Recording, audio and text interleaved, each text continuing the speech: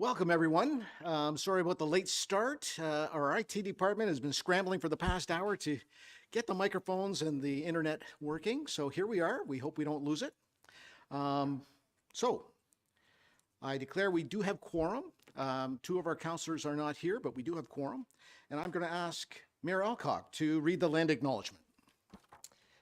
Thank you, Chair Stone. I would like to respectfully acknowledge that we are on the traditional territory of the Anishinaabeg under the terms of the Robinson-Huron Treaty Number 61 of 1850 and the Williams Treaties of 1923. We commit to acknowledge, learn, educate, create opportunity, honor sacred places, and take actions toward real truth and reconciliation in support of our commitment to walking the path together in respect, peace, and harmony for future generations. Miigwech.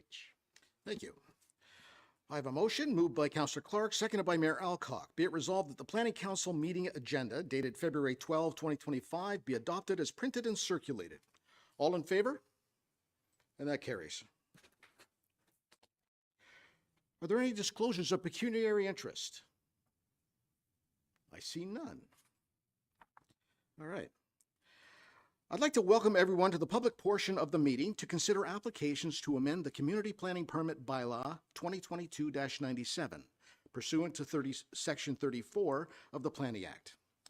The procedure of the public meeting will be as follows. A brief explanation of the purpose and effect of the application and any correspondence received to date will be given by staff. The applicant or the representative will be asked to provide any additional comments without repeating the information already outlined by staff. Any members of the public present, in person or electronically, will then be permitted to ask questions or provide comments respecting the applications. Council will then have the opportunity to question the applicant, the planner, or anyone giving presentation. Once the public meeting is concluded, the input is received and the proposed amendments will be considered by Council. Any persons making representation are requested to first state their name and mailing address. And please note that presentations are limited to 10 minutes. Please be informed that an appellant must provide an oral submission at the public meeting or a written submission prior to the passage of the CPP bylaw amendment. Otherwise, the Ontario Land Tribunal may dismiss the appeal. If you wish to be notified of the passage of a bylaw, you must file either with the recording secretary or with the clerk a written request for notification prior to the passage of the proposed bylaw. Each notice of complete application and public meeting included an explanation of the purpose and effect of the proposed amendment, and notice was required to be posted at the subject lands. Notice was therefore considered to have been provided in accordance with the provisions of the Planning Act and applicable sections of the Huntsville Official Plan. And with that, we're going to move on to our first application, 25 Goldie Street.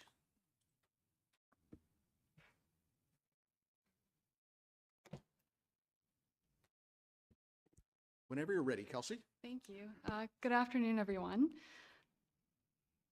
Thank you, Mr. Chair. Through you, the subject property is at 25 Goldie Street. The property is within the urban residential designation within the official plan and within the development precinct within the community planning permit bylaw. The applicant is seeking a bylaw amendment to permit the construction of 67 unit block townhouse development consisting of 12 townhouse blocks for two-story townhouses. The amendment would change the precinct on the lands from development to urban residential medium with an exception. The exception would be to permit the 67 units, to permit then a required width of an interior townhouse from 7 meters to 6 meters, and the exterior unit from 8.5 to 6 meters, and reducing the front yard setback for a townhouse block from 4 meters to 2 meters, as you could see highlighted in this next animation, and reduce the required rear yard setback for a townhouse block from 7.5 to 6 meters. So that's for the back lot on the north property line. There is also an associated district application for a standard condominium for the townhouse development which consist of each townhouse as a unit with exclusive rights for the front and rear yards, with a common element private road and outdoor amenity area. As mentioned, the subject lands is within the development precinct. The development precinct is limited to only existing uses and permits development to occur unless a applicant goes through an amendment. Currently, the land is developed with a single detached dwelling and detached garage. Additional reliefs are also needed to address the reductions mentioned before. Several supporting technical studies were provided in support of the application and were detailed in the report. The urban residential designation generally encourages intensification within the built-up area and permits medium density such as townhouses. The official plan states that the gross density for medium density residential will be between 20 units per gross hectare and 40 units per gross hectare. The density of the proposal is 37 units per gross hectare, which meets these density requirements. Please note that this number was incorrectly listed in the report. It was listed as 22 in the report. When developing any medium or high density residential development, the official plan identifies considerations for assessing compatibility. This includes compatibility to existing land uses surrounding the immediate area and the character of the neighborhood. Also, buffering from any adjacent low-density land uses by providing increased setbacks and significant vegetation. Other considerations are open space, degrees of landscaping, transportation connections, servicing availability. In this instance, the development will be surrounded primarily by low-density residential with an institutional use, the school, to the south, and one high-density residential building on Goldie Street. The property is also close to town amenities and transportation thoroughfares, including West Road, Haynes Road, and Highway 11. There is a passive outdoor amenity area provided on the eastern property line, so that's beside the CN corridor. And properties will have their own, each unit will have its own backyard. The area appears to be appropriate for medium density based on the surrounding land uses. However, the application did not provide significant buffering, transitional elements, and vegetation retention, significant vegetation retention along the low density residential. The activity area also abuts railroad right-of-way. The required 12-meter berm and stormwater facility are in proximity to that space provided. So we've encouraged the applicant to provide a more functional open activity space, amenity space. A traffic brief was provided for the proposal, and it looks at projected conditions with the development. The report stated that no road improvements were required. However, the study did not analyze pedestrian connectivity and further assessments of the traffic around the institutional use. These additional considerations were requested given the existing conditions and future development. Given the abutting right-of-way, CN did provide comments, noting concern regarding development in proximity to their corridor. In their comments, CN representatives encouraged implementation of their guidelines and requested review of the site plan, noise and vibration impact study, and stormwater management plan. This additional information has been provided to CN, and we are awaiting their response. The application was circulated in accordance with the provisions of the Planning Act, and we did receive comments also from the school board.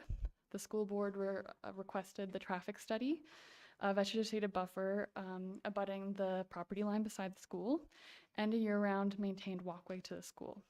The traffic study was provided to the school, and the applicant is considering providing a sidewalk to the school. 7 letters of objection were also provided.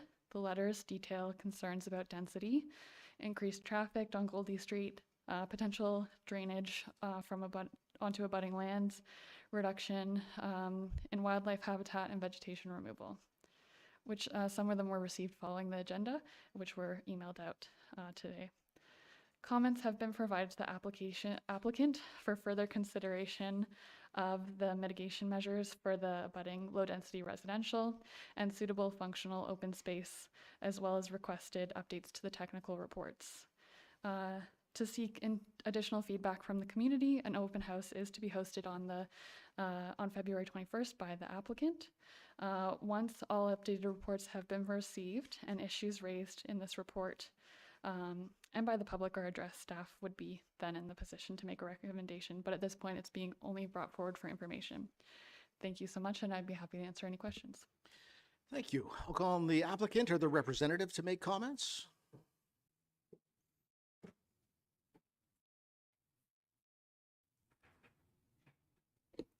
Good afternoon, Chairman Stone, members Planning Committee, John P. Gallagher and Associates, and with me today is Shahzad Bilwani, his son, and Kevin Casey, proponents of the application.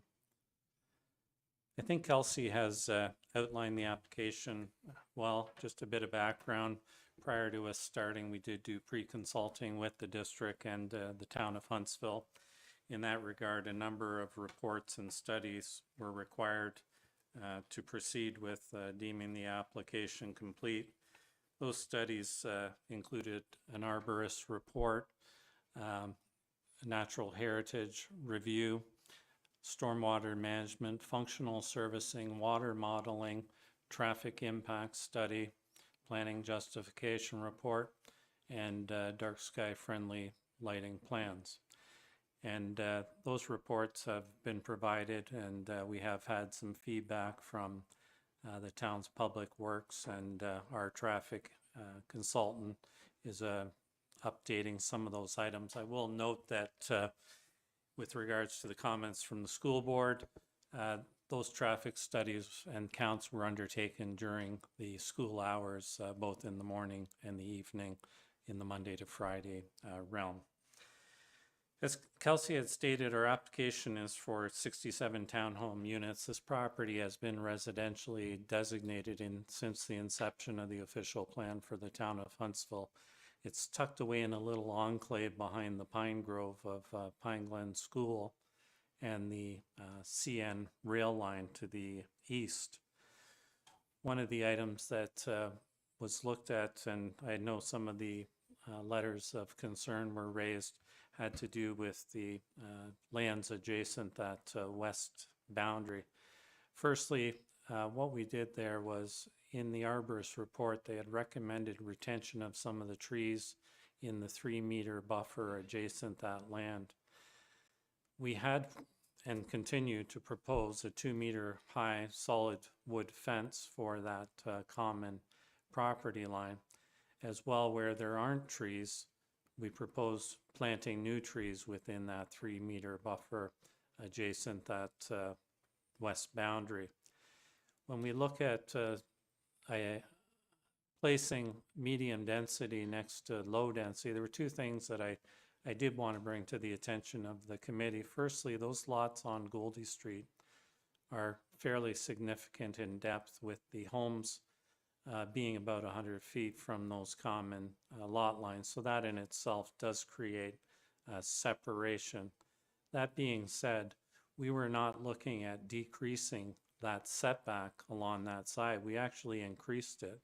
The setback, as it's a side yard, is only 1.5 meters, and we've upped it to, I believe, 6 meters from that common property line. The natural heritage evaluation was requested to be peer-reviewed. That was done, and our consultants have addressed the questions that were raised of the peer reviewer. The arborist report is being reviewed now, and again, our consultant has looked at that. With regards to the traffic impact study and some of our discussions with staff, one of the items that they raised, and I see the school board also raised, was this connectivity, and and so what my client is proposing is some off-site works beyond the scope of the development, where we would have a walkway going from the entrance of the subdivision, traveling along the east side of Goldie Street by the coming out at the entrance to the school there. and that would get the kids off that area. There aren't sidewalks throughout the Goldie Street, but this would be a start, and perhaps down the road, you know, with development charges, we would see a connection down to Ravenscliff West Road, or West Road. The application, as Kelsey had stated, falls within the density provisions of the official plan, being, you know, the range, and with the CN rail there, one of the areas that needs to be written off is basically 30 meters from that, because you're not allowed to have any dwellings within 30 meters of the CN line. The design of the units is at 6 meters, and just to get some comparison of what a 6-meter townhouse would look like, Walter Grice did some initial townhomes across from Tulloch many years ago, and those were created at 6-meter width, and they were done to be economical and provide a reasonable entry-level home. The other item with the density and the scale of the development has to do with lot coverage. In this instance, you're allowed to have 35% coverage on the lot, and we're down to about 29.5%. So we've tried to maintain a significant amount of limitations on the building footprint. With the drawings that have been provided, you'll see on there, there's sort of a breakdown of the units to basically allow for 2 parking spots per unit, one in the garage and one in front. And we've also provided interior sidewalks throughout the subdivision. And if you look at the road pattern there, it's quite extensive in its width compared to the typical 6 meters that other projects have done. As Kelsey had stated, the CN has provided their comments. As part of our initial assessment, we hired a professional noise consultant who specializes in developments adjacent CN rail lines. And with that, a lot of the comments are repetitive to his report, and they will further review his report and provide comments with the specifics in there. Right now, we're lucky that there is a bit of a berm throughout that eastern side, and the railway line is sort of set down lower, which helps with that. Some of the other items that they have to do is having brick on the side of the buildings facing the rail line. And if anything, you know, some of this development will decrease the noise coming from the train traffic through the adjacent neighborhood. The neighborhood has developed over time. It started out primarily as single family and then got into duplexes. There's a number of multiple residential developments, some that I've worked on, both with the new project for the attainable housing, as well as the Nick Muster's apartments further up Goldie Street. We've seen some development north of the lands on Haynes Road, and this again would be a infill type situation, and it does meet with the district policy and the provincial policy in trying to provide housing at a reasonable rate. The proximity to the units is close to the downtown, and I think that with the wooden fence and the trees and the retention of trees and the increased setback, we've sort of addressed the issue of buffering, plus the 100-foot setback, that these homes aren't, you know, 20 feet off the common lot line that are fronting on Goldie.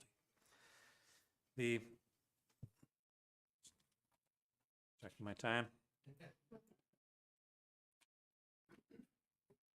I did read the letters of concern, and some of them I've addressed in my discussions here. As well, we do propose to have an open house to meet with anyone. I will say that I personally posted some notices on near the community mailboxes on the street, and we would look forward to that. We'll have our engineer and myself and the owner there to answer any questions that you may have. One of the comments that the district or the school board had raised was, you know, the impacts on the road. And again, I think there's two items there. One is the traffic study did do counts at the proper times, but I think it's also incumbent upon the school board to deal with this conflict of pickups, parental pickups. And we've seen that both at Huntsville Public School and closer to me at Spruce Glen. They've rerouted the traffic through the schoolyards so that they're not creating this conflict of walkers and cars. The with regards to the stormwater management, we're not proposing to drain onto the CN lands.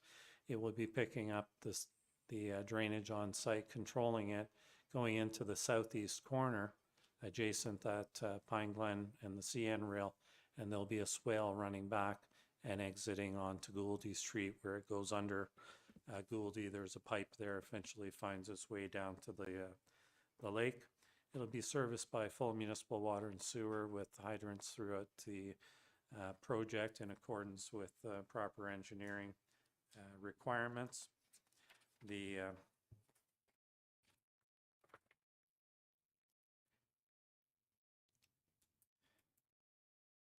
If you can wrap it up. Yep, I'm going to wrap it up. Just want to make sure I got everything there. Again, I think to wrap it up, property has been designated for residential development for many years. We've followed all the requirements to provide for housing and justification of it. We're here to answer any questions.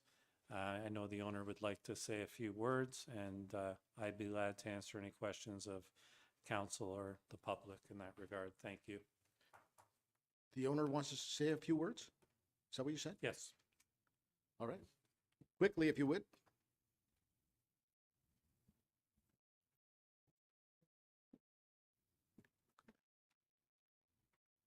Hi, everyone. My name is Shahzad Bilwani. I'm the president of the company M. Bilwani Holdings, Inc. that owns the property. I'm part of a family business. I'm the third generation, and I have my fourth generation with me, trying to inspire them. So as a family business, our priority has always been to support the community, bring to the community what they need, rather than what's best for our business, because we're looking at the long term. Our reputation is very important to us. And so we did the same thing with this project. We went to Mayor Alcock, we went to Councillor Scott, we talked to the district, we talked to the town to figure out what's the best use of this property. And from all this information we gathered, it would be something that's an opening price point. So it's affordable for new families that are moving into town, and then also for seniors who are downsizing. And because it's so close to the downtown and all the town's facilities, so that would be the best for the community. So that's why we went ahead with it this way. Also with the low-rise development, it keeps with the surrounding neighborhood, and everybody gets to keep their privacy, which is great. The other thing is that I want to share with you is that I'm also a neighbor in Huntsville now. Me and my family have bought a house here as our second house on Ferry Avenue. We're very excited about it. The last 2 years coming to Huntsville every week, every other week has made us fall in love with this town. It's a four-season town. There's so much to do. The people are great. And we're looking forward to be a part of the community here. We're excited about it. We believe that this project will bring a lot to the town. 67 homes is a lot of development charges, which I'm sure the town will use in the best possible way. It's going to bring a lot more property tax to the town. It's going to be owned by a condo corp, so the condo corp has to take care of all the street, the snow removal, the landscaping, everything. But at the same time, the project will be paying a lot of property tax to the city. So I think it's great for the city that way too. And what else should I tell you? yeah, like we're looking forward to building this project for the town. I think it's the young family part is going to be very important. You know, it's going to bring a lot of business for the small business owners. I've talked to a bunch of them, whether it's real estate agents, contractors, handymans. They're all excited to hear that there's going to be 67 new homes. It's also going to provide people who can work in the small businesses in the town when the young families come here, which, you know, Huntsville does need again in all the conversations. So, yeah, we're looking That's forward great. to. All right. Thank you very much. Thank you. Thank you. So everyone knows this application is before us for information only, so there's no decision being made today. I'm thrilled that the applicant is going to hold a separate public meeting for people to interact with the neighbors in the neighborhood. So I will go to the public present in person. Does anyone wish to speak to this application? Come on down. If you can give us your name and address first.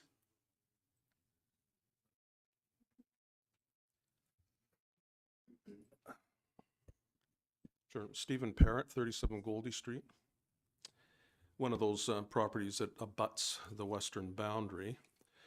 And my first question, I guess, is what is the purpose of this meeting, to amend a bylaw or to change a bylaw? I'm just, if you could give me some clarification on what actually. What this meeting is for? Yep. Is to get public input, Mhm. but we're changing the zoning? Yeah, it's an amendment to the CPT bylaw of the community planning. Okay, so that's done. That's a, you're going to vote on that today, or? We're not voting on anything today, no. Okay, but so part of the application obviously That's correct. is a request to council to, is it a permanent change being requested, or you say amend? If we approve it, it would be permanent, It's going to be yes? permanent, so that will become the new de facto standard for these kinds of developments? For that particular piece of property. For that particular one, okay. It's because I'm ignorant of your process. That's I'm all right. asking that. Specifically then, and I know there's a clock ticking. One of the things I mentioned in the submission that we had, and the point was made by Mr. Gallagher and in his document, was a sort of touting as a positive the proximity via foot to town amenities, shopping, et cetera, et cetera. I don't, given walking distance, well, walking distance to me is a relative term. Walking distance for a 82-year-old is relative, is not the same as for a younger person.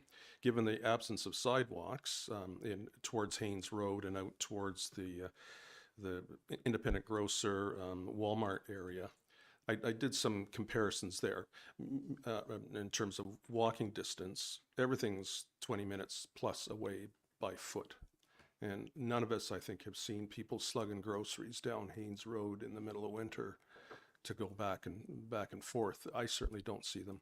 So it's just sort of a little nitpicky thing, but I don't know that it's an accurate claim to say that within walking distance, some people will walk, but not many, which leads me to the flip side of that. If you're not walking, you're driving.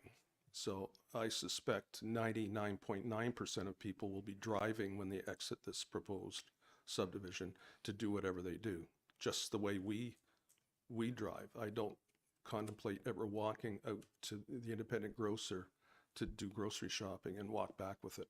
It just isn't going to happen. So anyway, to that point, that was mentioned elsewhere too, that because it's within walking distance, the vehicular traffic should be diminished, so you don't have 60 people exiting every day and driving. Just, which then again leads to the traffic increase, I think, will be an increase on Goldie Street. Stormwater management was the other thing, as I mentioned in the report again, that there's, and I know this because I did an addition on the house and we dug down that land, 20 inches or 18 inches of organic matter underlain by varved layered clays. And so drainage is a real challenge there. So the land does drain. There's a gentle slope. I think it was mentioned in the report of 0.5 degrees, but it does slope from east to west, which means, and the drainage will be changed. I know there are going to be hard surfaces. There will be water going in different places, but I am concerned about the drainage. It's always wet back there at the sort of where the property line is. Water has a great problem moving anywhere on that land just because of that clay underlay. Yes, the water will move in a sheet. I think the report said in a I can't remember the term, but basically linear form. It doesn't sink down. It just flows along the surface or slightly underground out to the ditches on Goldie Street. Well, as I mentioned too, the Goldie Street ditches are non-existent. They're filled in, overgrown, the culverts are full. It's not draining anything right now. And I would hope that part of this, if that's being depended on to deal with drainage, that I would hope that the town will be excavating those culverts or digging out the ditches and cleaning out the culverts that are now completely buried. I had mine done because the culvert was rising, but the water goes nowhere left or right of me. So that's another concern. And I guess just a general comment about density. With increased density, it's not a judgmental statement to say that the social issues, social problems, when people are crammed together, it changes dynamics a little bit. And I'm hoping that when the council and the planning committee is thinking about these things, that they're also considering that social impact. Again, I worry about that and about what that's going to do in that area. Similarly, 67 new owners, if they're coming from out of town, so many people don't have doctors. And I know this is beyond the scope of this thing, but it's another issue that I hope the planning committee considers when you're thinking about these things, is the demands of those potentially new people on our infrastructure, specifically medical care. And I think, do you have anything? Oh, the fencing, yeah. The point I was thinking about too, and great to hear the fencing is going to be put along that western boundary. My request had been to have that fencing put in at the beginning of the project. I do not want to be having my backyard intruded upon visually and otherwise by that construction that's going on there.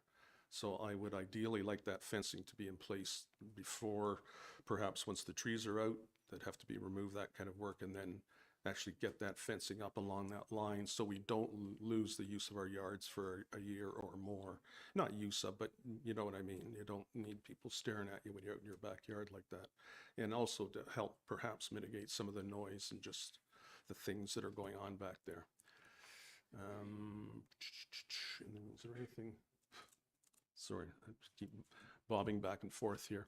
And separately, I did request that the fence be higher. I'd like to see an 8-foot fence there. I just don't want to run the risk of people coming over a fence, because there's going to be a temptation to, depending on the nature, the demographic of the ownership, but I just don't want any opportunity for anybody to be scaling a fence to take a shortcut to Goldie Street to get wherever. So there's not knowing the nature of the community that we'll establish there. It's just sort of an insurance request on my part. And I believe that is it. Thank you Wonderful. very much. Thank you for your input. You're welcome. Oh, could you sign that paper there? Oh, sure. That would be great. Gosh, Would anyone else present wish to speak to the application? Not seeing any. Would anyone online like to speak to this? And you would need to raise your electronic hand. Chair Stone, I do see one hand raised. I'll now bring them into the meeting. Thanks.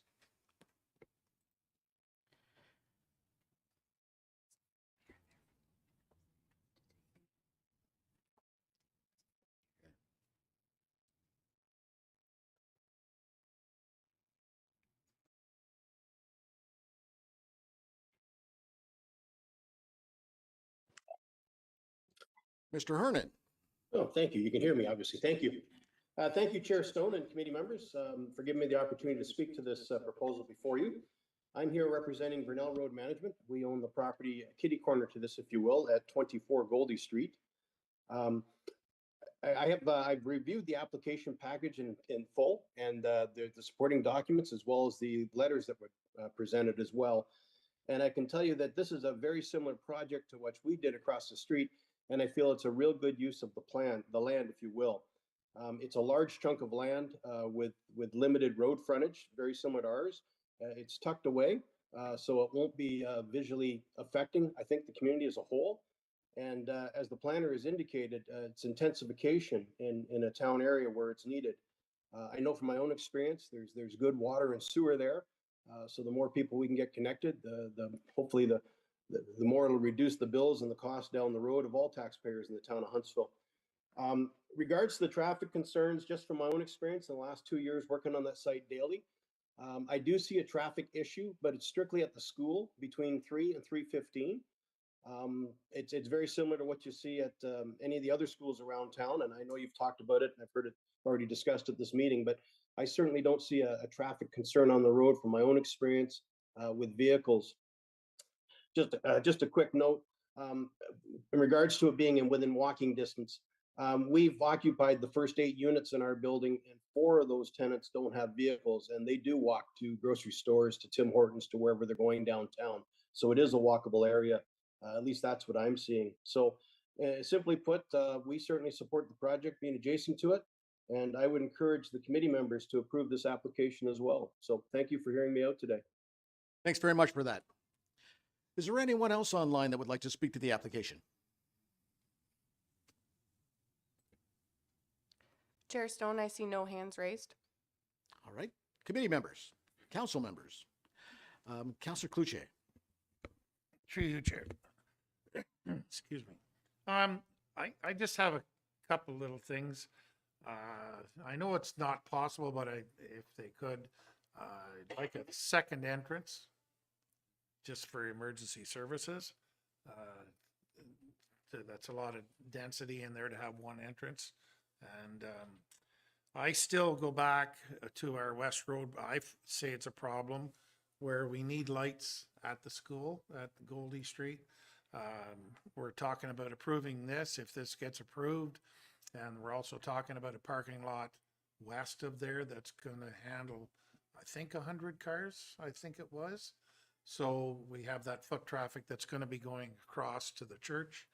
And at that time, I had mentioned about having a set of lights at Goldie Street up where the crosswalk is, where the school crosswalk is now. Overall, we need, I'm not a traffic study person, but I think definitely need, it's common sense to have a set of lights there now. The speed of the traffic on West Road, take 80% of these people that have, if they have vehicles coming out of there, the increased traffic from the church, the parking lot and everything, I think it's definitely, that has to be done before this project is completed. I don't disagree. It is a district road, so it will be up to them. Have we spoken with the district at all about that possibility? Thank you for the question. Through you, the district didn't speak directly to traffic for this application. They have done their own review for the condominium application. But I do remember that comment when we had that other application for the church in front of us, that district had talked about that being a possibility and possibly contributions from developers that needed those facilities would be recommended. All right, thanks for that. Councillor Clerk. Thanks, Chair Stone. And this is another application that's going to bring some changes to the existing neighborhood. And as we know, the properties remain untouched for many years, so it's going to be a big change for this area. I'm glad to see that the developer is going to hold an open house for the public. That's going to be very important, so that the public has an opportunity to address their concerns and have the developer listen to those. I really agree with the school board's suggestion for a sidewalk from the development to the school. I think that's a vital piece to this development. Needs to be done for safety, as this portion of Goldie Street's going to get a lot busier. This area, as we know, gets busy now from school pickup and drop off. And it sounds like the developer is open to a solution, which I'm glad to hear. The other thing I think that as a council that we need to consider is that the next time the Goldie Street area comes up for reconstruction, that we need to probably consider sidewalks in this area. Thanks. Thanks. Councillor Renwick. Thank you, Chair Stone, and through you to Kelsey, thank you for the report. My question is in regard to the school board, and you said that they have requested an additional traffic study, so they're not satisfied with the traffic study that was done by the applicant. Is that correct? Thank you for the question, through you. They requested a traffic study. They had already done a traffic study, the applicants, so that was provided to them. And they haven't given us any additional comments back, so we're just awaiting their comments based on reviewing the traffic study. Yeah. And if I may, just a follow-up in regard to traffic, and I appreciate the comments made by Mr. Parrott today about the walking distance from that location to Independent or to downtown. But he did forget to mention that we do have a bus system as well, a transit system. So not everyone is going to be walking with their groceries, but we do have a transit system that is very close to where that area is. And I think to what... Exactly, the stop is right there. And just further comment, I don't think at this point I'm sorry to disagree with you, Mr. Cloutier, or Councillor Cloutier, that I don't think we need a stoplight there. I think there is a lot of traffic that happens along West Road. It is a district road, but the traffic issues tend to be at those high points at 3 o'clock in the afternoon and not during the entire day. And the exit from Goldie Street they can go up to Haynes. There's different exits, not just onto West Street. So I think obviously more discussion has to be had, but I think ultimately, if it's before this council, it's great to have additional housing in the core area of downtown or in our town, and it's not specifically going to be people that are from out of town. We have a lot of people that live in our community that are young, that need places to live. So these are people that live here that need other homes. So it's not people from away. It's not going to change. Yeah, that's all I'm going to say. It's not going to change too greatly. Thanks very much. Mayor Alcock. Thank you, Chair Stone. And I'm really pleased to follow Councillor Renwick because a number of my comments were very, very similar. And I do appreciate the report, Kelsey, and from the applicant as well. I echo Councillor Clark's comment about I'm really pleased to see the open house that's scheduled. I think that will give everybody an opportunity not only to express their concern, but to look at the development more closely and be able to talk to the applicant, which would be a really good thing. I also I understand why a number of the neighbors living in proximity have concerns. I get it. It's, to Councillor Clark's point, this kind of change is significant. And but having said that, as was highlighted, this is actually consistent with what is in our town official plan, as well as the district official plan. It directs us to encourage more growth in our urban area because of the reasons like we have a bus service that's just down the street from where this particular property is proposed. And in this kind of density is really appropriate for this site. So if you look at that from that perspective, I don't have a problem with the density that's proposed, and because again, it is consistent with what we are trying to do. I also understand the other concerns about, we have doctor shortages and all of those things, which we are really well aware of. That's going to be an ongoing issue, but we are also hypersensitive about the need for housing in our community. Every day we all talk to people, whether it's our manufacturing sector, our hospitality sector, every sector in our community, they have a problem getting staff because we do not have housing. So this is a huge priority, and I look at this particular application and I think what I've seen, there were a couple of issues around the buffer, and I thought that was an important point, and I'm glad to see that there is reference to that with the 2-meter height wooden fence and with retaining some of the vegetation and planting more. I think some of the further discussion around that would be good. And I noted, Kelsey, you made reference to, you asked for more information on pedestrian connectivity that was requested, and I'm wondering, what was the specific response on that piece? Is that other than the pathway that's being proposed? And I have a sort of a follow-up question to that. Thank you for the question, through you. We've provided initial comments based on all the studies. One of the comments was the pedestrian connectivity. So in our development standards, it talks about pedestrian movement across the site and onto abutting lands. That wasn't done as in depth as us in operations would have liked. So we gave that comment to the applicant, and they said that their traffic consultant will update that. So that section of the study. Okay, so we're waiting for more information, and that will form, actually, I think, for the applicant's benefit. I think that's an important piece of information, for more information, certainly from my perspective. And then my last question, it is around the proposed pathway versus, I guess, the sidewalk going from the property to out to West Road, right? I guess. And that pathway would be consistent with what we're doing along Haynes, right? I think, is that, I'm sort of looking at John, if that's okay. Do you mind responding to that, John? Sure, Mr. Gallagher? Mentioned that question about connectivity was asked by Michael, and our traffic consultant is putting something together, as well as scaling and identifying some of the questions that the school board had.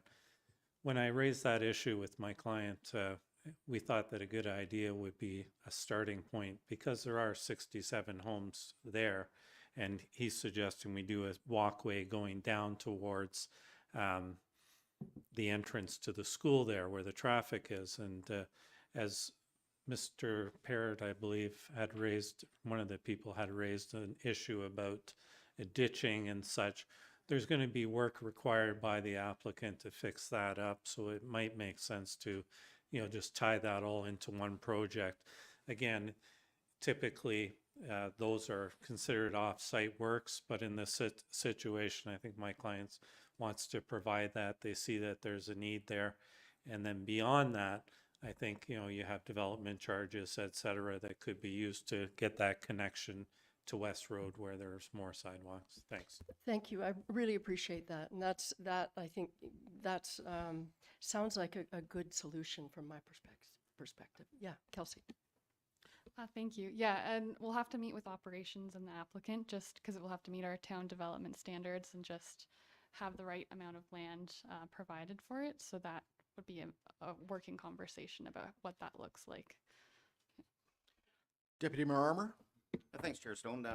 Mayor Alcock touched on a lot of my points, but the only one thing I really like to say, John, to you and the applicants, if you have the opportunity to put that fence in along back those properties before you go ahead with construction, I think that would go a long way for those people living there and for noise, et cetera. So We just had that discussion before we came here, because we did go over all the letters of concerns, and that was living next to properties that are under constantly blasting. I know how that would feel.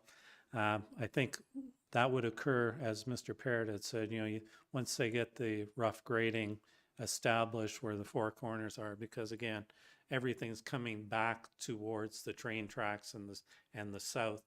So once that's established, then I think that's a good point that we do get the fencing up there, and it will provide some visual and noise reduction for the neighbors during that. Thanks. Councillor Clark? Thanks, Chair. Last comment for me, but Mr. Gallagher, I just wondered, I've had a number of people ask me if these are going to be rentals or if these are going to go to the real estate market to be sold. I'm assuming they're going to be going to the market. And if so, do you have any idea, or the applicant have an idea what the price point of these units are going to be? First off, it is a plan of condominium, so they are for sale. They will be units for sale. As far as price point goes, it hasn't gotten that far into the costing, so to speak. We have retained Duncan Ross for doing some designs and has provided some elevation on this, which we can always bring back, and we'll have those available at our open house. But the final costing hasn't done. It'll be reflective once they get all the site works and everything else figured out what that's going to cost. And again, it all relates back to the density and the length of pipes, etc. But like I said, it's more of I think my client had said it, you know, when we look at, you know, the difference between single family and townhomes, typically the townhomes are at a lower price point than single family dwellings. That makes sense. Thank you. Councillor Schumacher. Yes, pretty much concur, but to Councillor Clark's point, and I think the owner did mention that it is sort of the idea, I guess, when he met with Mayor Alcock and Councillor Morrison, is to create family dwellings and or seniors, which I like that concept, because I think the idea is in our community, we see a lot of seniors that want to downsize, and then their house, that 3 or 4 bedroom that they were living in the community, becomes then available for families as well. So it creates that opportunity and the trickle down effect for maybe more and more people to be able to afford to live in the area. And to Mayor Alcock's point, we do have a lot of, like, I know when I did work for community living, we'd have people in jobs, but they couldn't come in and afford to, at a half decent salary, could not afford a house in this area. So that's sort of the goal, that if we can have units to that price point, then that would be great. In a location where, to Councillor Renwick's point, I looked up our lovely map, and we do have stops all along there. And I think kudos to Home Hardware, because they created a grocery component down there that's walkable. So it is a good area that creates an opportunity for people. Yeah, thanks for your correction. You know, the other part I always say was, you know, a lot of times, you know, we had people moving to Huntsville from the GTA, and, you know, they'll sell their house in the city and move up here. But we have just as many people who had retired to the cottage 10, 15 years ago, and now that's too far out of town for them. They love Huntsville. They fell in love with Huntsville. They want to move closer to the core as seniors in their later stages of life. And as far as the comments go on, you know, providing housing, I agree. I was speaking with Ginger Barkey from MBRP, and she raised those same issues with me. And yeah, we're trying to do our best. You know, I applaud this council for getting as many rentals approved in this term of council as they have. Thanks very much. All right. I see no other hands, so we're going to move on to our... You have something, Kelsey? Thank you. I just wanted to clarify the crosswalk comment, whether it was a lit crosswalk for pedestrians or for vehicular traffic. Through you, Chair. Yes. I think a full traffic set of lights is required because of the extra vehicle traffic coming out of there onto West Road. I'm sure there would be studies involved as to yes, what's for sure. appropriate. Is there a distance between the West and Haynes light and the West and Center light that we have to concur with? Yeah, for stacking. All right. I see no other hands. No, I'm sorry, sir. We're going to move on now. This came for information. We're not making a decision. That will be left to a future meeting. So Kelsey, if you can now move on to the Old Centurion application. Thank you, Mr. Chair. Through you, the property is located at 155 Old Centurion Trail Road.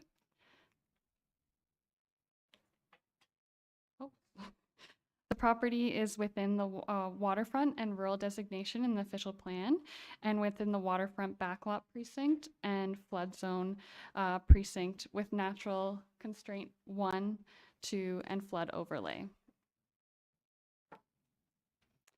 The application has been submitted to amend the community planning permit bylaw to recognize an existing kennel.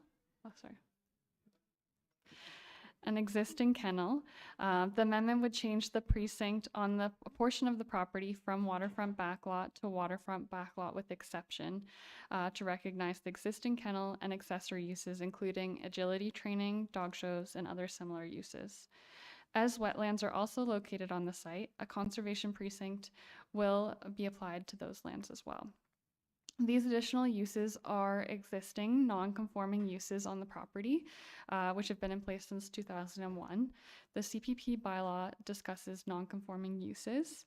Provided there is no change in use, existing legal non-conforming uses and existing accessory uses may continue. A legal non-conforming use shall be limited to the existing size of the facility. It appears that in the 1975 bylaw that the property was Rural 1, which permitted a dog kennel, provided it's not within 152 meters of the waterfront.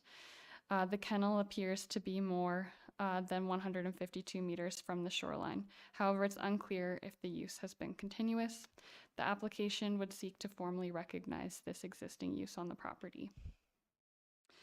The kennel is located in the existing dwelling and utilizes the agility shed and field. These existing uses are within existing buildings, so no further development is required or proposed at this time.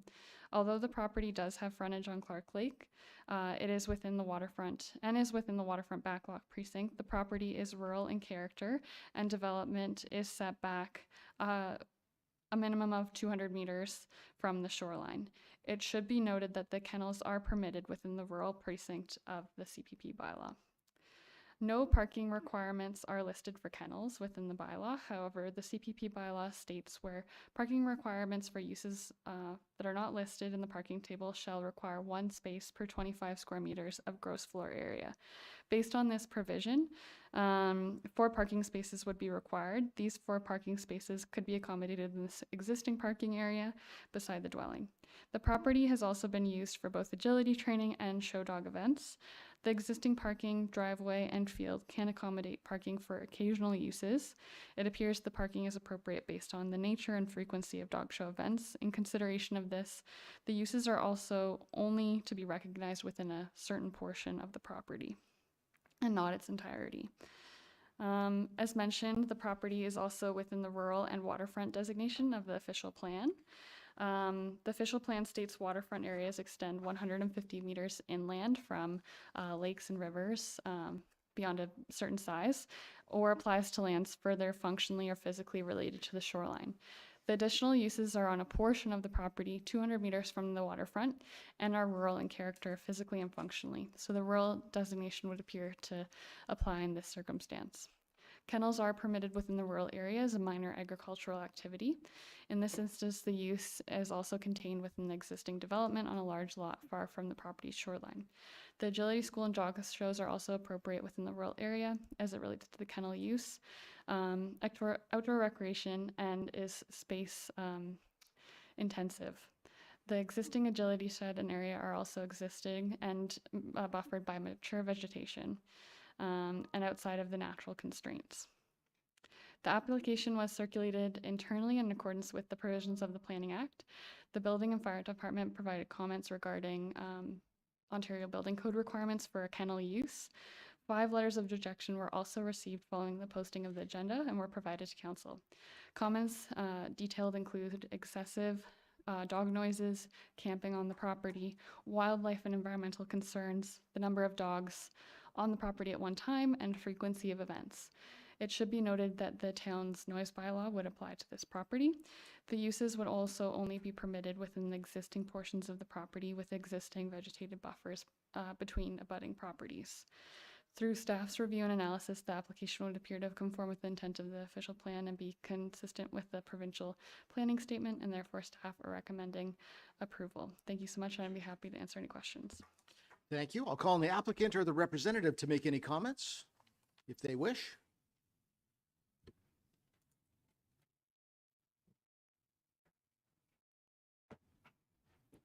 Welcome. Good afternoon. Thank you very much for giving me a few moments to speak here. I recognize many familiar faces here, and thank you, Mayor Alcock, Deputy Mayor Armour, for allowing me to speak. I represent the agent on this application, as I am the proposed purchaser of the property, here, as well as Linda Yielding, the existing owner of the property. Linda had historically used this property for the agility aspects that were mentioned. Our proposal going forth is not necessarily to dismiss with that aspect of things, but it's not the primary focus. The primary focus is to take the existing residential home and change that into a two-pronged business, essentially, a grooming business, and as well for my partner, her own privately owned Champion dog housing facility, essentially. It's not, one thing I want to make clear for everyone here is that this is not a proposal for a dog boarding facility, okay? So it really is a question of us using the existing residence as the business for her grooming facility. She has an existing grooming facility as it stands right now on Britannia Road. Her property is a 10-acre parcel of land presently, but only about 1 acre is really utilizable for the business. And the increased need for grooming in this community, as I'm sure many of you who are pet owners know, the waiting list for grooming at any grooming facility in this town is quite extensive. And Ashley has experienced quite a bit of growth with her business in the last couple of years. So we're looking for a larger facility to accommodate that, as well as the proposal to bring on board a couple employees as well. So this would be an opportunity for Ashley to employ a couple of people within this community, potentially up to 3 or 4, for assistance and additional groomers. The other aspect, as I mentioned, the dogs that will be on property are her own personal championship breeding stock dogs. She has 2 different breeds, Nova Scotia Duck-Tolling Retrievers, which are the smallest of the retriever breeds. Largest dog in a duck-tolling retriever is a male dog, might, maybe 40 to 45 pounds. And then she has Norwegian Buhuns, which are a small breed dog. And at present, she has in her possession, she has 11 dogs. So it's not that it's going to be turned into a large boarding facility with, privately owned dogs other than hers. So just this morning, I saw the letters of concern that were brought forth, and that's what I'd like to touch on now, because I'm sure that all of you are familiar with the application as it's come in. One of the primary reasons that we wanted to acquire this property is actually to maintain the serenity and the natural aspect of the property. We're not looking to develop it in any other way. The existing residence, as I mentioned, is going to be internally renovated, not externally renovated. There's no additional requests for expansion of the facility at all. It's plenty large enough for what's being what we envision. And we actually are very much in tune with the concerns that neighbors have in regard to maintaining the natural aspect of that area of town, particularly along the waterfront with Clark Lake. We have no intentions of developing anything or subsequently requesting a development for anything close to the waterfront. We don't even want to put in a dock or anything. We just want to leave it the way it is and enjoy nature as it is on this 65-acre property. Some of the specifics of what were brought up with the letters of concern, very warranted, noise of dogs at all hours of the day. I can assure you that that's not the case. Ashley's dogs are quite well behaved. They are mostly housed indoors. And for the business aspect of things with the grooming, the grooming occurs indoors. It doesn't occur outside. So any customer or client dog that's coming to the facility will be inside the building. So noise shouldn't be a concern. As well, most of the property itself really does have about 1/3 of the acreage on the southern and western aspects of the greater part of Clark Lake. And as I understand, most of the seasonal inhabitants that come there are just that. They're seasonal. There shouldn't be any excessive disruption to any of the neighbors in any means. There were a couple of questions raised or concerns raised about, feces and excrement and water quality, etc. I can assure you that this is not going to be an issue either. 10 dogs on a 65-acre property are not going to lead to a water quality issue by any means. And it's, the dog's waste is taken care of appropriately on any other given day anyway. It was primarily, there was some talk about impact on wildlife and nature corridors, etc. Again, I don't see this as being a factor at all. While there might be a little bit more traffic coming down Centurion Road for the proposed business location, it's only going to be, approximately 10 to 12 people per day, Monday to Friday. And so I'm happy to answer any other questions. Ashley herself would have been here. She apologized, but she's just en route back from New York City. She was attending the coveted Westminster Dog Show, in which she did quite well. So she's unfortunately got caught in a storm that was south of the border last night trying to get back. So she apologized for not being here. But I'm open to any questions that you have. I can answer anything, I'm sure. We're going to hold the questions when we're going to go to the public first, and then we'll Certainly. debate ourselves. So thank you very much. Yes, please. Any members of the public that would like to speak to this application, please come down.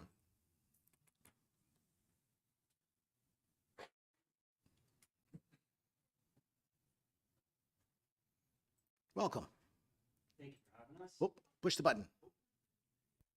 Thank you for having us. Yeah, sorry, my name's Chris. I'm neighboring property to the gentleman here that's looking to buy we're across the lake. Nervous. It's only my second time doing this. Relax. We're a happy crowd. Yeah, so we were away and we got this in the mail. We actually spoke to one of the city planners about a week ago about this, just asking a couple quick questions about it. But then yesterday, actually, we had another neighbor to the proposed property call us and express his concerns.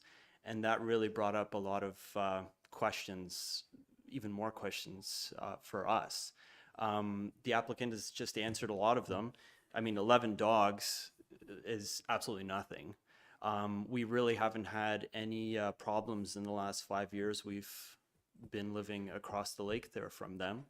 But that was just a big thing for us was, is this going to be 20 dogs or is this going to be 100 dogs or 200 dogs? There's a big difference in noise level there. You get one dog barking, well, it can get the other 10 or 20 going. But if you have 100 of them, well, now 100 dogs, like we hear wolves and everything all the time. It's beautiful, but 100 dogs can be a lot. Yep. Yeah, so it's the campground that we own there across the lake. It is, as mentioned, a seasonal business. There was a couple letters we got because we asked the campers just yesterday. This was all done really quick. What they thought, and there was a couple of the campers that expressed their concern that in the past, with some of these events, there was a lot of dog noise. Personally, I have to say, since we've been there, there really hasn't been anything. I haven't complained about anything to the town about it. It was just more so like yesterday we did some more research and we saw with these tournaments that they were hosting, we started kind of seeing all these campers and stuff parked. So now that was just our big concern is how big is this going to get? Is it going to become a kennel with, however many dogs all year round? Because I'm pretty sure this has been a seasonal business as well for you. Yeah. Okay, yeah. Again, in the winter, dead quiet. We're empty. I don't hear anything there. I think this was just a concern for us where maybe the town could implement something like for future reference, you can't have more than 100 dogs or 50 dogs or I don't know if there's a rule about this, right? It's something that we just kind of thought of yesterday. And yeah, it's just our campers come since we've owned the property the last 2 years. We've only called the police once. That was for out-of-towners, just down for 2 nights. But since then, all of our seasonal campers are dead quiet. They enjoy the peace and quiet. They respect the lake. Therefore, the VORR that I understand has been paused right now for the non-motorized. But yeah, we just want to, as the applicant mentioned, we just want to keep that same kind of serenity and environment, tranquility. So yeah, and then that just, again, with the feces and stuff, that was just how many people are going to be, if they're even going to be doing these events anymore. If they're not, then that's not even a concern anymore. It was just, yeah, yesterday when we started researching it, we saw, you know, RVs and campers all parked along there. There's pictures of it online. So it's like, well, how big is this going to get? Is there going to be excessive garbage? Is there going to be excessive, you know, again, with 100 dogs, a lot of dog poop. With 11, that's nothing. So that's just maybe something for the town to ask a bit more questions, maybe before they amend the bylaw. That's just my opinion. You guys are, yeah. Thank you very much for listening. Thank you for to your me. input. That's awesome. Would anyone else like to speak to this application? Now, I believe you're the applicant. You need to use the microphone. I'm Linda, yielding. I want to thank Kelsey for helping me with this whole process. Just to put the barking in perspective, when we ran the agility events, it was 4 weekends over the year, okay? And after an agility event in the summer when it's hot, the dogs went down to the lake and there might have been 15 dogs down there having a swim, and some of them would be barking, okay? Just to clear up what we did with RVs, we never charged anybody, so we weren't in competition with Muskoka Glens across the way. At dog events that we attend, we pick up our own poop if we don't, and dispose of it. If we don't dispose of it properly, we are dismissed from the show, just so you know. Okay, so that shouldn't be a concern. I understand if people thought that this was going to be a boarding kind of situation, it's not. It's just, excuse me, for private dog owners to either enter an agility event or to breed their dogs. Okay, if you got any questions, just ask. Great. Thanks very much. Okay, thanks. Would anyone else present like to speak to this? Come on down.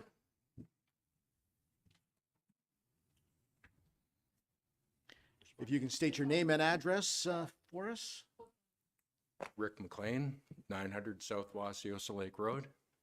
Thank you for the opportunity.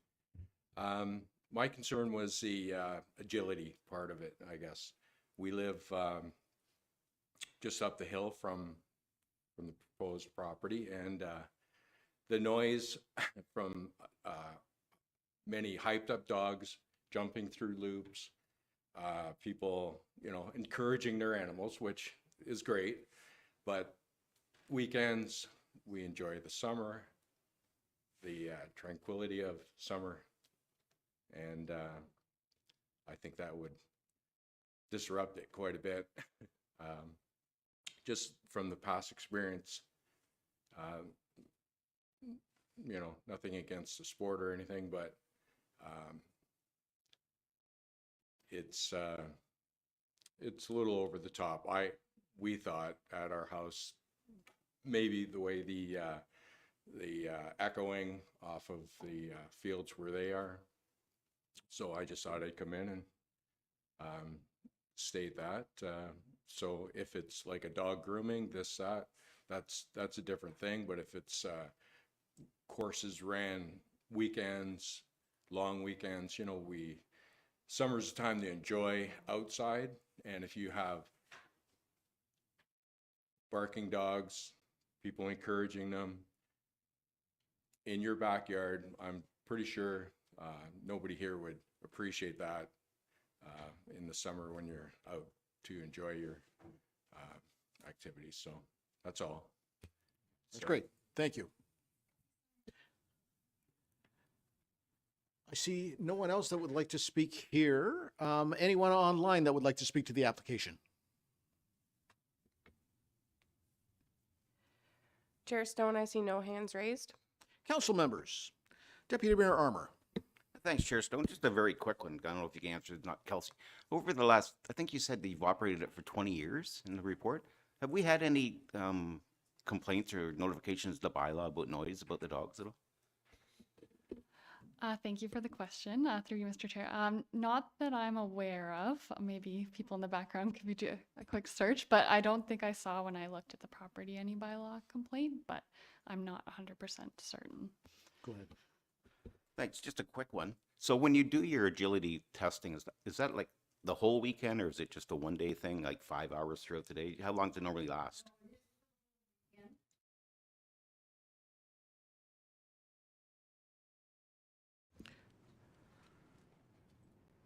Any other questions from council? I see nothing. All right.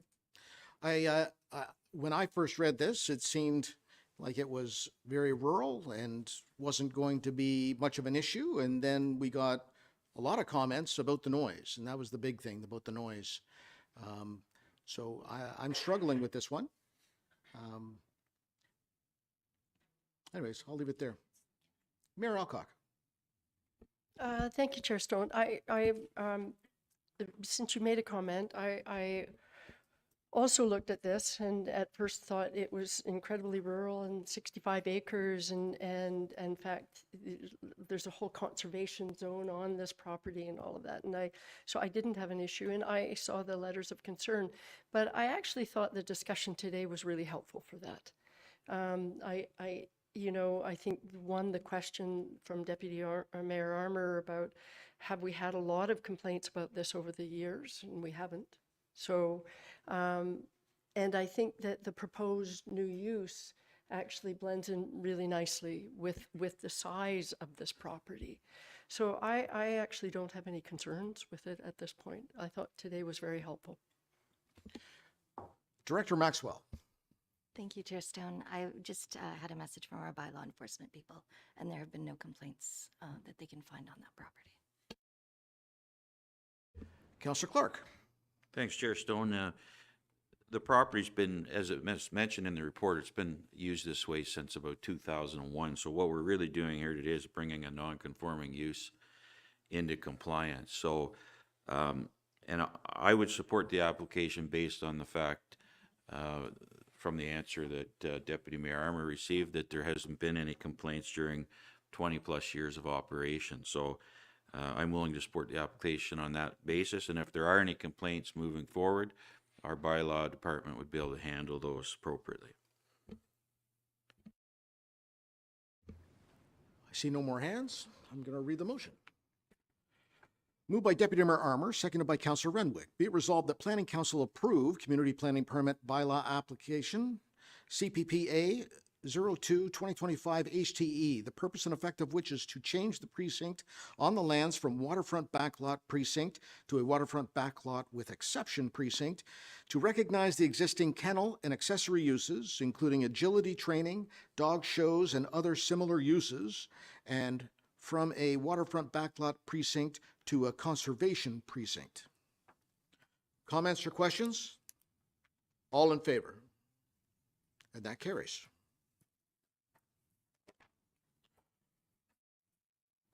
All right, Madeline is going to speak to our next application.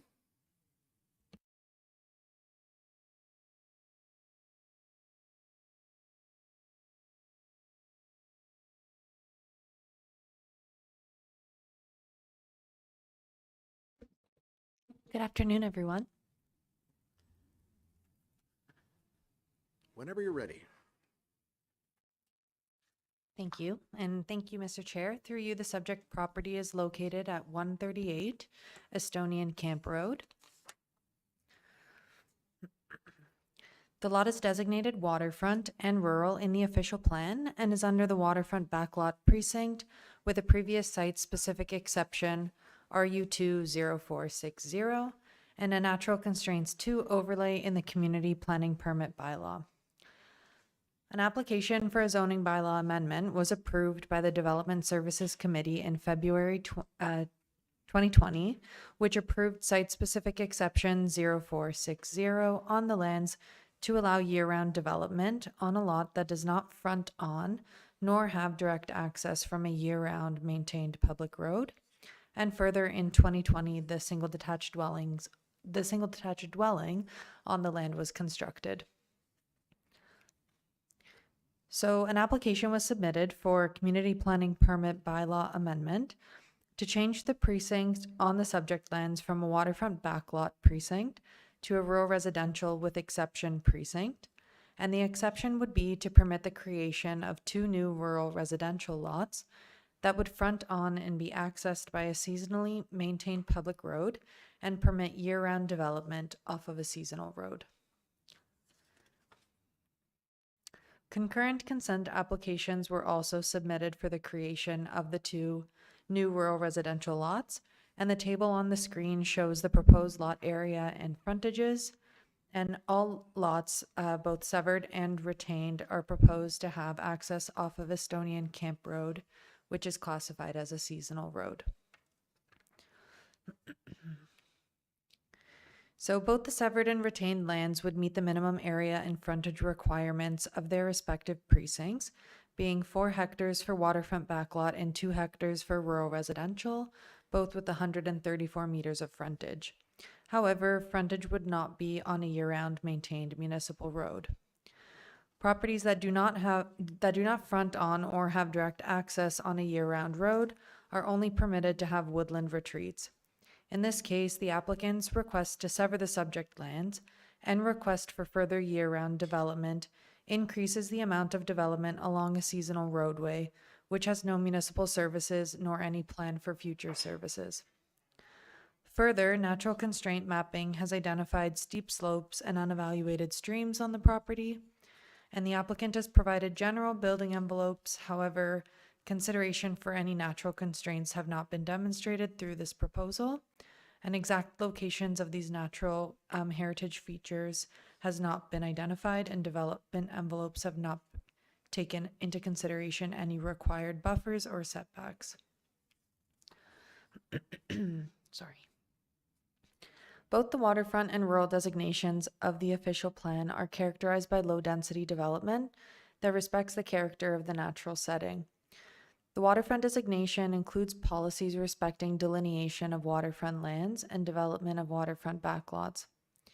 In this instance, the northern portion of the property is within the waterfront designation due to its proximity to Clearwater Lake. However, the location of the existing development and proposed new lots are more appropriately considered to be in the rural designation. To protect rural character, the natural environment is intended to be the dominant landscape feature, and lot lines should follow existing natural features and terrain.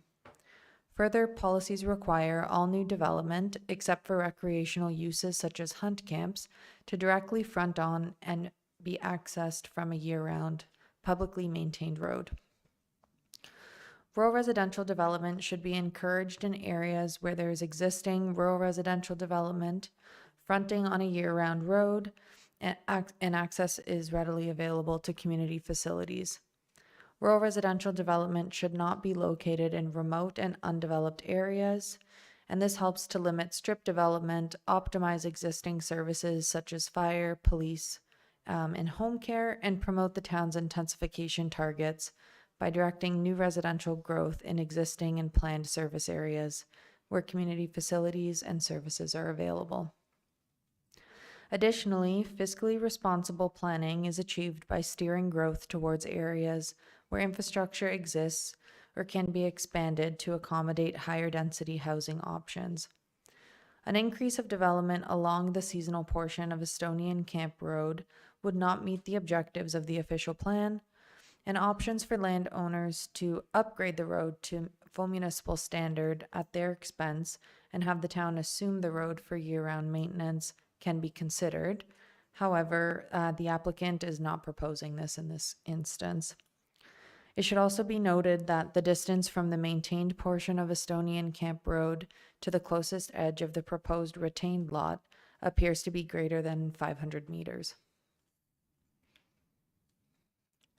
The application was circulated in accordance with the provisions of the Planning Act. District staff noted that they would not object to the approval of these applications so long that Town Council is satisfied that health, safety, municipal interests, and access have been appropriately addressed, and their comments were included in the report package. The town's internal departments noted development restrictions and items to consider with development not on a year-round road. And through staff's review and analysis, the applications do not appear to meet the intent of the official plan, nor be consistent with the provincial planning statement, and as such, staff are recommending denial. Thank you for listening, and I'm happy to answer any questions. Thanks for that. I'll call on the applicant or the representative to make any comments. I think I'll get my gavel ready. You better. Mr. Chairman and Council, thank you for having us here today. I'm here with Kevin Coop, who is in fact the applicant. I'm his planning consultant today, and my fee is very low. I want to thank the planning department for their thorough report, and what I think the conclusion they came to is the conclusion they have to come to, because of course this business of developing a year-round home on a non-year-round municipally maintained road has been a policy of this community for decades. I'm old enough and I've been around long enough to tell you why that policy exists, and of course it speaks directly to the issue of people wanting the town to come in and build a new road, which, some would argue you're struggling to keep up with what you've got right now, so you don't really need any more. I would point out that something that you already know, that this council has in fact already approved the development of 2 year-round homes on this road. The road is in fact maintained largely by Kevin, and he is in fact emergency services. He's a paramedic. And so he has an army of kids. He has to keep them going back and forth to school as well. So the road is well maintained, and it's actually fairly wide. And so in terms of getting in and out, that actually works fairly well, even through the winter months. And the 2 new lots that would be created with the approval of this application, we would argue represent an opportunity for more very much needed homes. There's a policy on the books right now that you can largely blame me for, which increased the size of rural lots by double. And I know that this council is seriously considering changing that, and I encourage you to do it. The reasons for which we made that change were to keep the rural area rural. And there are other tools you can use to do that while making more land available to get more homes built. In the midst of a housing crisis, which I've heard you all talk about here today, we need more lots, not less. And if we can do that in a way that makes that land accessible and attainable for a variety of people and a variety of incomes, I think that's good planning policy. And this isn't some obscure middle of the nowhere place. I don't know if the planning department has actually been there or not, but it's literally right on the heels of Pioneer Camp, all kinds of development around Clear Lake. There's a vibrant community that exists there. One of the reasons Kevin and Jen wanted to build there was to be nearer to her parents who live on Clear Lake, to support them. That can continue, and there's not just Pioneer Camp, but there's the lodge down the road. 2 of Kevin's kids actually work at the lodge. There's a vibrant community that exists there, and there's lots of supports. It's not in the middle of nowhere. I think it represents a really great opportunity for 2 new homes to be built. Kevin likes it rural, so he doesn't really want things clear-cut. We've identified some general areas. These natural heritage features of which your planning department speaks, I can identify an area which could possibly be a stream in a storm, and maybe a flood situation, but the applicant is clearly very happy to have some further analysis with staff to identify a more specific area where particularly the lot that would be located on the most southerly portion of the property.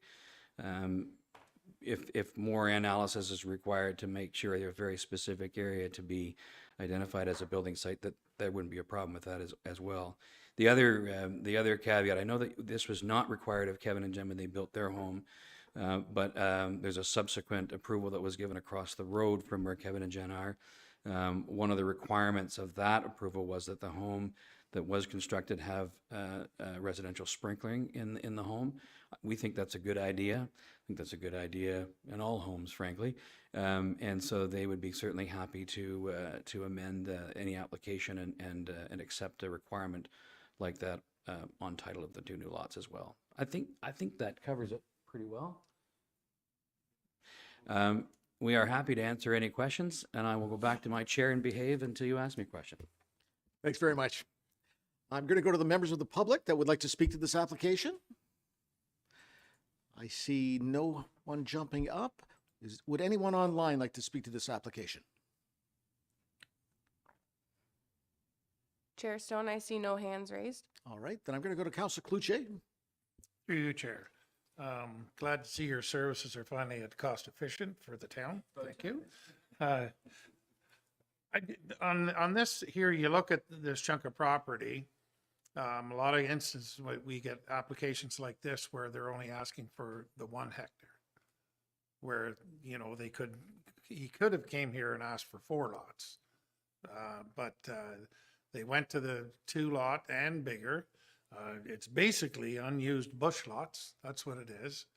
The road going into it, like I've been down a lot of cottage roads that probably aren't in as good a condition as what this road is maintained on a regular basis. So I have no problem supporting this whatsoever. Mayor Alcock? I'm not sure I like that tone.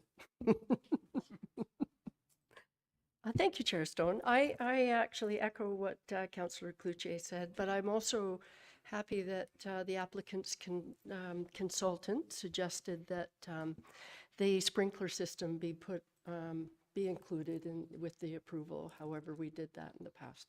I live in a house in a plan of subdivision. That was a requirement for all of the homes. And I'm really happy that I live in a home with a sprinkler system. So I agree with you. I actually think that should be a requirement for lots of new homes. But I don't have a problem with this application at all. Councillor Schumacher? Oh, did you want to speak, Madeline? No? Councillor Schumacher?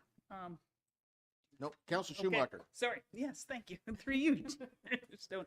Yes, I would put amendment on the table to change this from deny to approve. I am totally in favor. I would agree that this is a great community, as the applicant's consultant did say.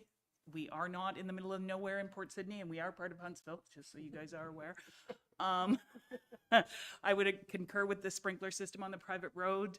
And to the former mayor's point, the reason we had done this, and I know I hear it time and time again when I run in that area for some place like Balsam Shoots, where it is a private road, and then they want us to assume that road for the number of homes that get developed. Kevin's not looking to create an abundance of homes down that road, just to create an opportunity, which I think needs to be represented and supported. Thank you. You made an amendment, so is there a seconder? Mayor Alcock will second that. Madeline? Sorry, through you, Chair Stone. I just wanted to mention that in anticipation of council wanting to approve the application, staff did prepare an alternate resolution. And staff would recommend that just to clean everything up, that the existing site-specific exception on the retained lands be deleted and then replaced with the new exception. So all 3 lots would have the same exception. And I can shed some insight onto what that exception would have. It would essentially allow for the year-round development, but further it would subject each of the properties to a community planning permit. And that would require an agreement that the owner acknowledges that access will be on a not on a year-round road, that no municipal services will be available, and that the dwelling be fully sprinklered or other suitable fire suppression measures be included. So do I have a motion to substitute? Is that what you're suggesting? Director Maxwell? Sorry, thank you, Chair Stone. We do have a motion. We just need 2 minutes. to make sure it's 2 minutes, you got fully it. accurate. We'll be back.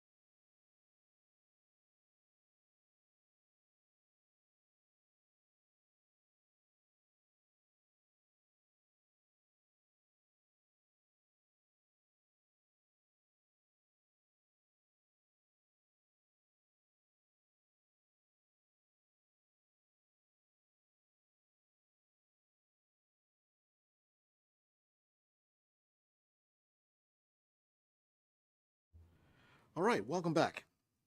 I'm not going to read the original motion that was in the package. I'm going to read the motion to substitute.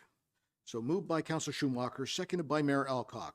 Be it resolved that Planning Council substitute motion DEV 2025-14 CPPA 40 2024 HTE Coupe 138 Estonian Road or Camp Road for the following. Be it resolved that Planning Council approved Community Planning Permit Amendment Application CPPA 40 2024 HTE, the purpose and effect of which is to change the precinct on the lot from a waterfront backlot precinct to a waterfront backlot with exception precinct and a rural residential precinct with exception, with the exception being to permit development on lots that do not front upon nor have direct access from a year-round municipally maintained public road. And 2, to prohibit development on lands prior to the issuance of a community planning permit. And 3, to require that the following be addressed to the satisfaction of the Director of Development Services prior to the issuance of the community planning permit, that the owner shall enter into an agreement with the town to acknowledge that access will not be on a year-round maintained road, that no municipal services will be available, and that the dwelling must be fully sprinklered or include other suitable fire suppression measures to the satisfaction of the town. And further that previous site-specific zoning exception RU2-0460 be deleted from the lands. Is that it? All right. Comments or questions? Richard, the manager of planning? I have to put the mic on.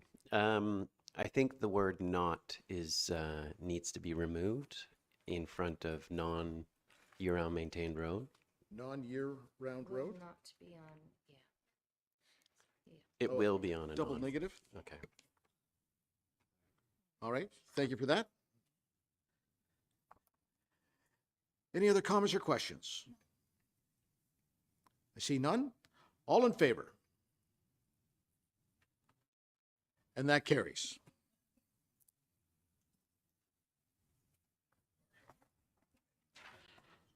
All right.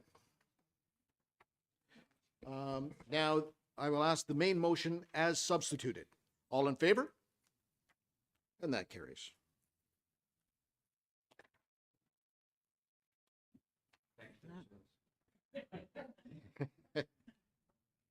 Thank you.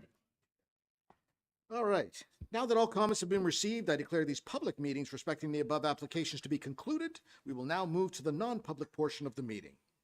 And Madeline, you're dealing with the Hood Road application. Thank you, Mr. Chair. Through you, the subject property is located at 188 Hood Road.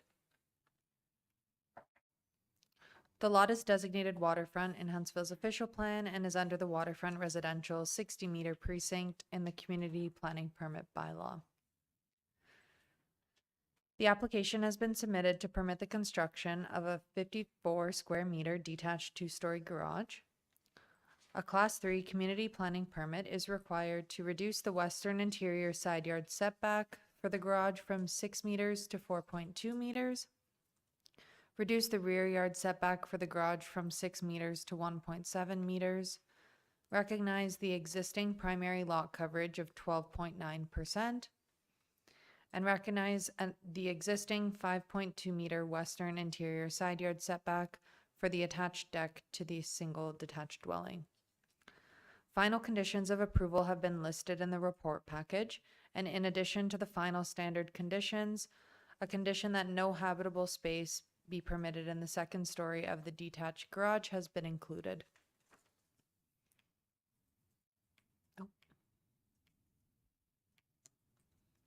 The proposed detached garage is appropriate for the lands as it has been designed to be modest in scale and fit appropriately on the property with surrounding development.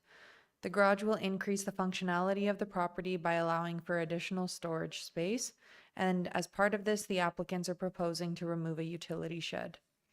Further, the current proposal is bringing the property into compliance by recognizing a primary lot coverage increase, and reduction in the west interior side yard setback for an existing deck. The property does not appear to be overdeveloped, and significant vegetation has been retained along the property lines to maintain privacy. The proposed garage is located on a flat and level area of the property, maintains an appropriate distance from the dwelling, and utilizes the location of the existing driveway. Due to the size of the property, it would not have sufficient area to support a private cabin, and therefore the additional final condition was included. The proposal is in keeping with the contemplated policies of the town's official plan and maintains the waterfront residential character of the area. Natural constraint mapping identifies slopes on the property. In this instance, the sloping on the property is located within the southwest corner of the lot, adjacent to the garage. The proposed garage does not appear to disturb the slope, and the slope has not been classified to be a steep slope.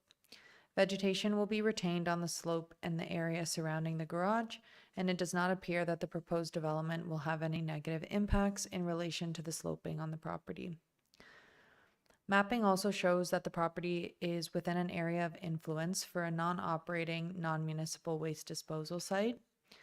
The official plan discusses that new development proposed within 500 meters of an operating or identified non-operating waste disposal site or other potential influence area should be supported by a technical report. In this case, the applicants have not submitted a D4 assessment, as the garage being proposed is for storage and no additional residential space is being proposed or altered on the lot. The application was circulated in accordance with the community planning permit bylaw. District comments indicate no concern with the application, and they've been included in the report package. Through staff's review and analysis, the application appears to meet the intent of the official plan and is consistent with the provincial planning statement. As such, staff are recommending that the application be approved. Thank you for listening, and I'm happy to answer any questions. Thanks very much. I'll call on the applicant or representative if they'd like to speak.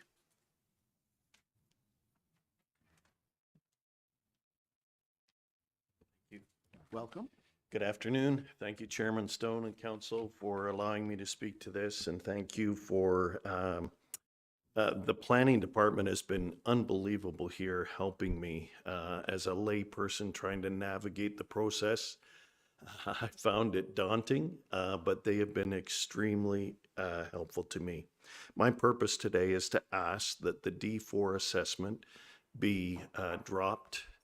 I have a number of reasons for this. One was mentioned that there is no dwelling going to be in this garage. It's for storage. As you can appreciate, the winter we're having, I need to store things.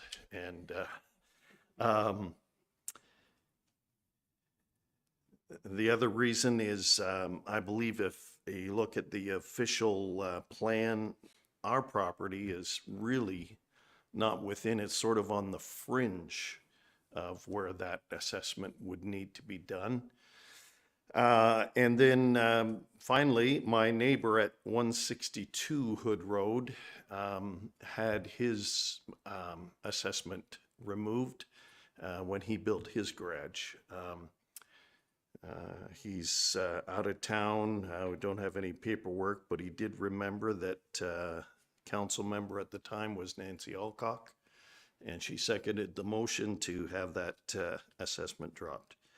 So for these reasons, plus the fact that we're further away from the non-functioning landfill site, I would ask that you would consider my request today. Thank you. Thank you for that. Madeline, can you tell me how far away the old landfill is?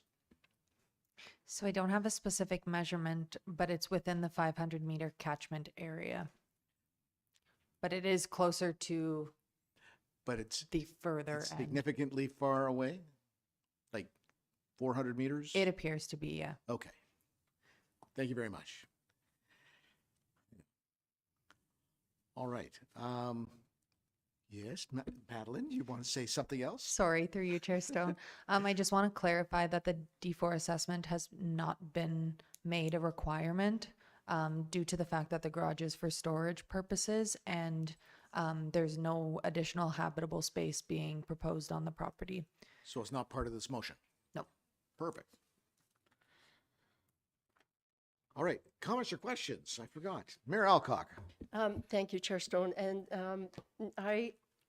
that was exactly my question. I was a bit concerned when I heard that because I thought I didn't see it in the recommendation. So thank you for clarifying that. And of course, it won't be in the motion. So that's good. Any other comments or questions? I see none. All right, can you put the motion up on the screen? All right, moved by Councillor Schumacher, seconded by Councillor Cloutier. Be it resolved that Planning Council approve Community Planning Permit Application CPP 03-2025 HTE, the purpose and effect of which is to permit the construction of a 54 square meter detached two-story garage with no habitable space in the second story and provide relief from subsections on and on and on. So the motion is exactly as in the agenda package. So I'm not going to read all the rest. Then I will call the question. All in favor? And that carries. All right. That was easy. Moving right along. Woodland Drive, Madeline. Thank you. And through you, Mr. Chair, the subject property is located at 268 Woodland Drive. The lot is designated recreational resort residential within the Hidden Valley Recreational Lifestyle and Resort Area in Huntsville's official plan and is under the Recreational Resort Residential Precinct in the Community Planning Permit Bylaw. The application has been submitted to permit the construction of a 44 square meter addition and a 15 square meter attached deck to an existing 105 square meter single detached dwelling. A Class 3 community planning permit is required to reduce the rear yard setback from 10 meters to 6 meters for the dwelling addition. Final conditions of approval have been listed in the report package, and in addition to the standard conditions, a condition that securities in the amount of $2,000 be filed with the town as a guarantee completion of a vegetated buffer along the rear yard as noted and shown on the site plan drawing. The property is currently developed with a two-story dwelling with attached decks and a detached one-story garage. The existing dwelling's estimated construction date is prior to 1975. Setbacks are required to ensure properties accommodate development in the most appropriate locations. In this instance, the property is a corner lot and the front lot line curves along Woodland Drive, and the rear yard setback is taken as a radial measurement from the southwest corner of the property. The proposed addition is appropriate for the lands as it contributes to the functionality of the existing dwelling and property and is within the permitted lot coverage requirements, making it suitably sized for the property. Further, development on the lot would be located on the western portion of the property, and the applicants are proposing to include some additional vegetation along the rear yard as previously mentioned. And this is to increase privacy, mitigate visual impacts, and offset the rear yard setback reduction. The proposed addition is in keeping with the contemplated policies of the town's official plan and has been designed to match the scale and size of the existing dwelling and be consistent with the nature of development on adjacent recreational resort residential lots. The proposal fits in with the character of the Hidden Valley recreational area and enhances it by not obstructing views or vistas, maintaining natural vegetation on the property, adding additional plantings, and contributing to the various architectural styles within the area. The application was circulated in accordance with the Community Planning Permit Bylaw.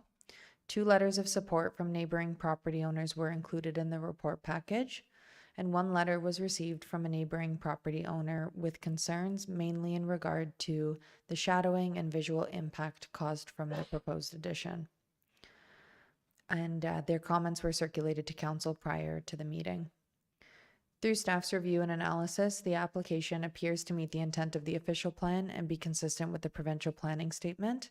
As such, staff are recommending that the application be approved. And thanks for listening. I'm happy to answer any questions.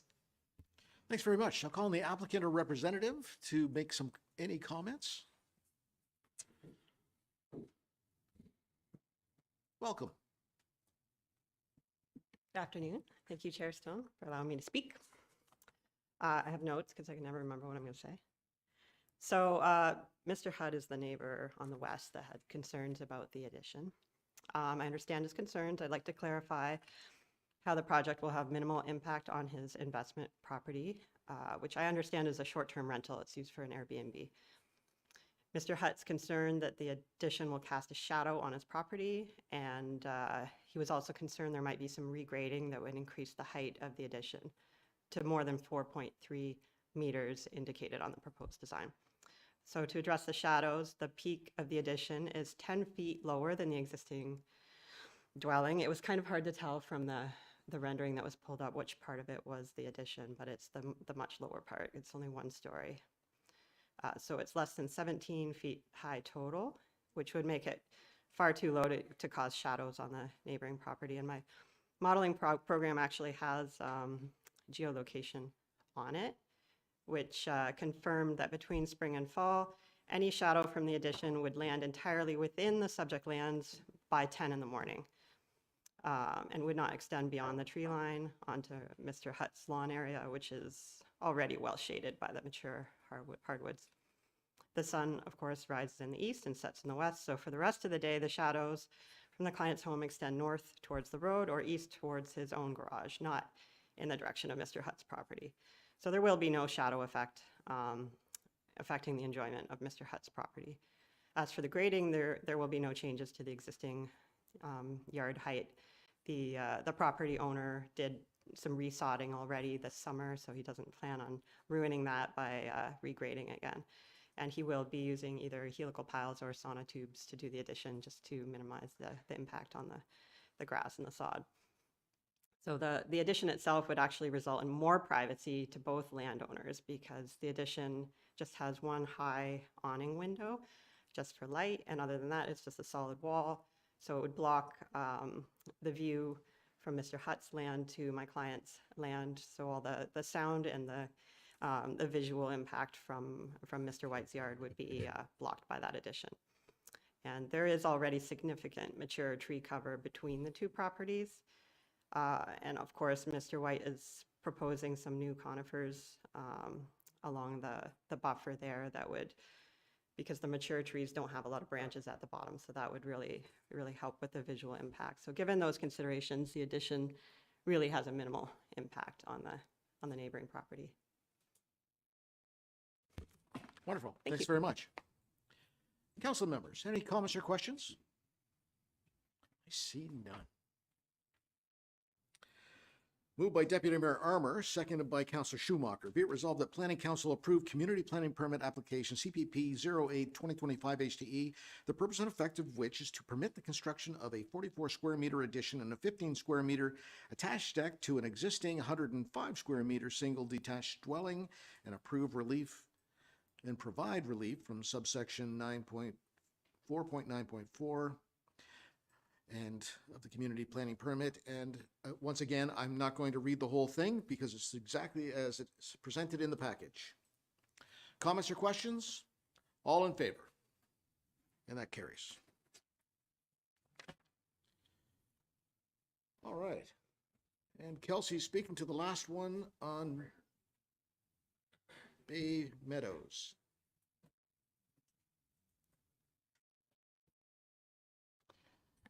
Thank you, Mr. Chair. Through you, the subject property is located at 180 Bay Meadows Road.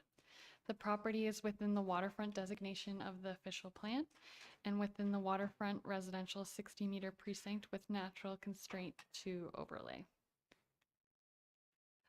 The applicant proposes to establish a one-story, 102 square meter private cabin. A class 3 variation is needed to increase the gross floor area of the cabin from 60 meters to 102 square meters. Accessory uses such as private cabins are permitted in the WR1 precinct.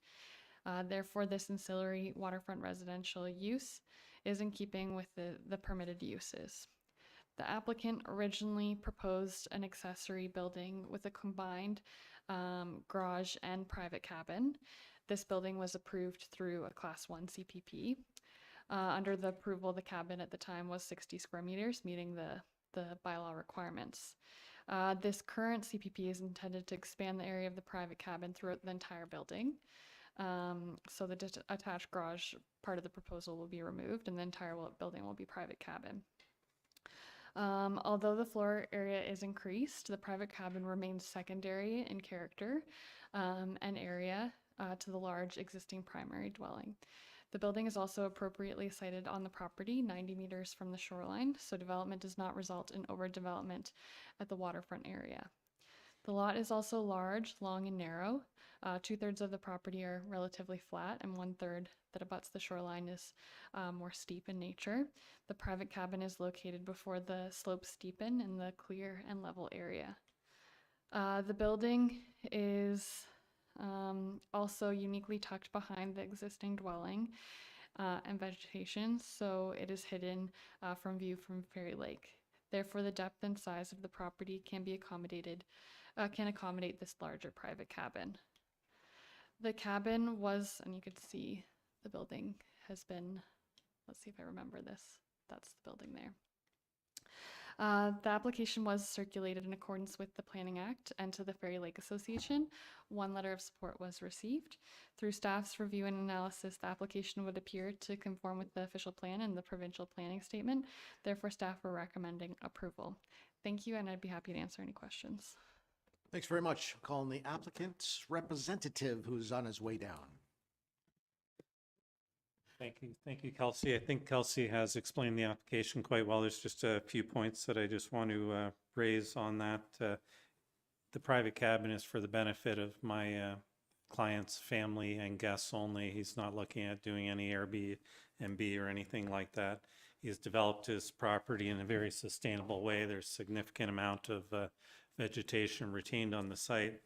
The cabin itself would only represent 0.63% lot coverage, whereas the bylaw allows for 5% for existing or for accessory structures. The property, as Kelsey, or the building, is 90 meters back from the shoreline. It's about 25 meters back from the side lot lines, so it's not negatively impacting the adjacent property. On the west side of the property, it's not been impacted. He owns the lot on the east side of the property and would not object to himself, I'm sure. I think the application supports the economy. He has a local contractor building the project there, and as you could see from the photographs, it is a low-profile building and compact, and it's surrounded by trees. I'd be glad to answer any questions should you have any. Thank you. Thanks very much. Council members, comments or questions? Seeing none.